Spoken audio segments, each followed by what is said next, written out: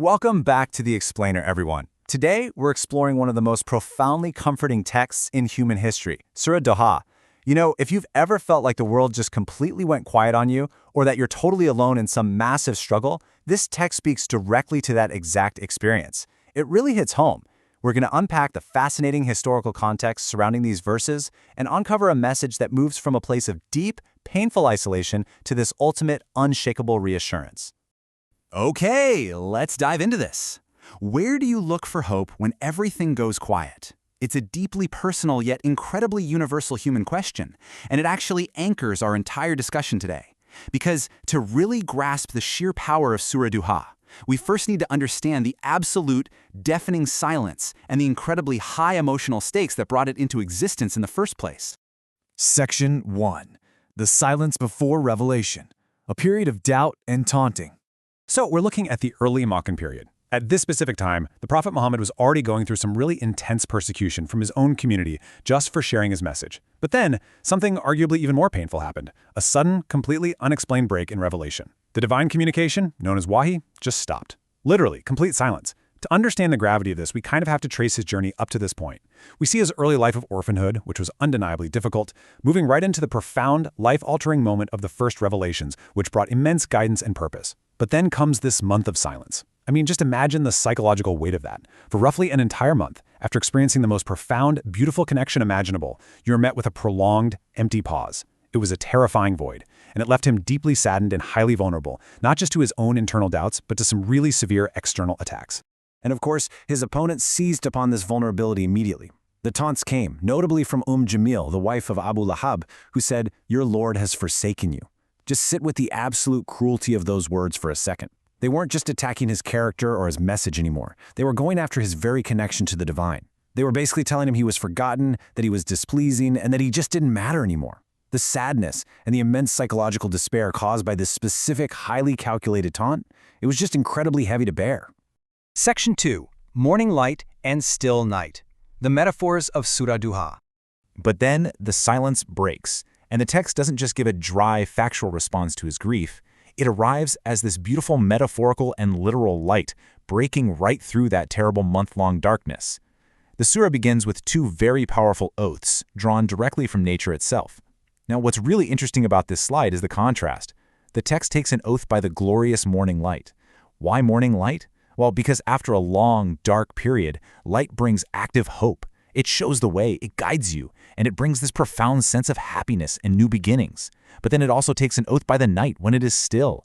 Think of that time around, say, 2 or 3 a.m., when the chaotic energy of the day finally settles down. The night here isn't something scary or something to be feared. It represents calm, restorative rest, and a deep peace after a chaotic, difficult time. And right after these vivid, beautiful odes from nature comes the direct answer to all that heartbreak. The text reads, "Your Lord has not forsaken you, nor is he displeased." Bam! This single, incredibly powerful statement provided immediate, soothing divine consolation. It completely dismantled those cruel taunts from his enemies. It was this resounding declaration of continued support, basically reassuring him that the silence, it wasn't a punishment at all. It was perhaps just a necessary rest, kind of like that still night before the morning light returned. Moving on to Section 3, Reassurance After the Hardship, Looking Toward a Better Future.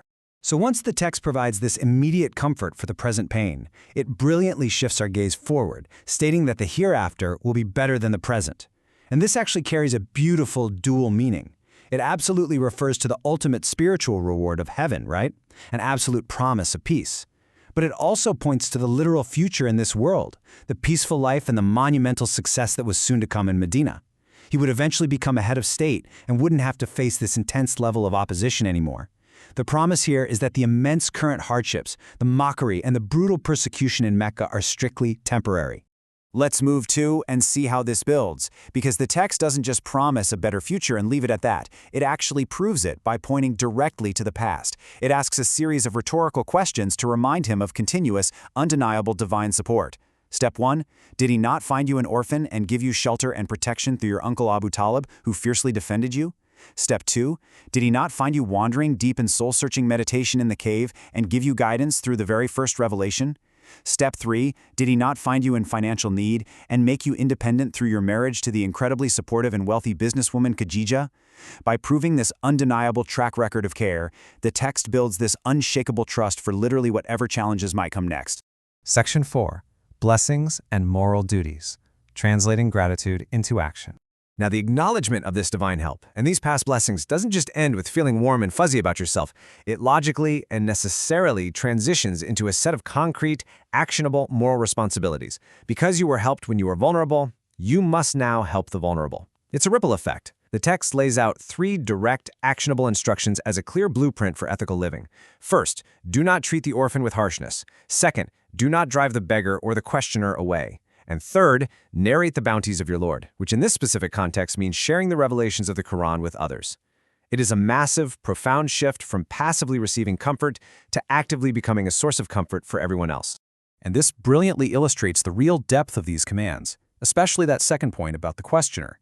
A questioner isn't strictly just someone asking for money or physical sustenance like food. As our source material highlights, a questioner is also someone seeking knowledge. If someone asks you to teach them, you shouldn't scold them or drive them away. You've got to be patient and facilitate their learning as much as you possibly can.